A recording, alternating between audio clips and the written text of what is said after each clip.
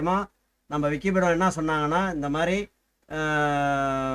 என்னது data, historical சர்வேலியன்ஸ் action data.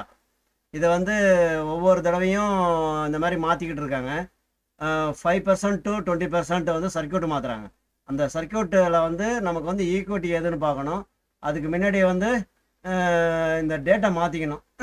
இந்த date உள்ளே போயிட்டு நீங்கள் ஜூலை 15th ஜூலை ஒரு நாள், இன்றைக்கி 17ஆம் தேதி, நான் 18, 19 வச்சுருக்கேன். நீங்கள் கொடுத்துட்டீங்க, கோ கொடுத்துட்டிங்கன்னா அது தானாக அனலைஸ் பண்ணி 18ஆம் தேதியோட டேட்டாவை கொடுத்துரும்.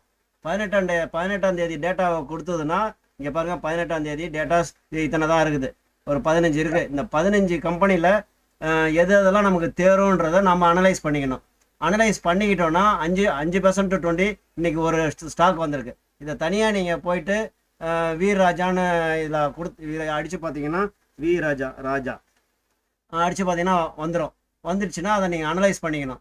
பாருங்கள், ஐபிஓ சார் சொன்னாங்க இல்லைங்க, ஐபிஓவிலேருந்து வந்திருக்கு, கரெக்டாக சொல்லிட்டாங்க பாருங்கள். ஐபிஓவிலேருந்து வந்து கீழே இறங்கி மேலே போயிட்டு கீழே இறங்கி மறுபடியும் இப்போ மேலே போகிறாங்க.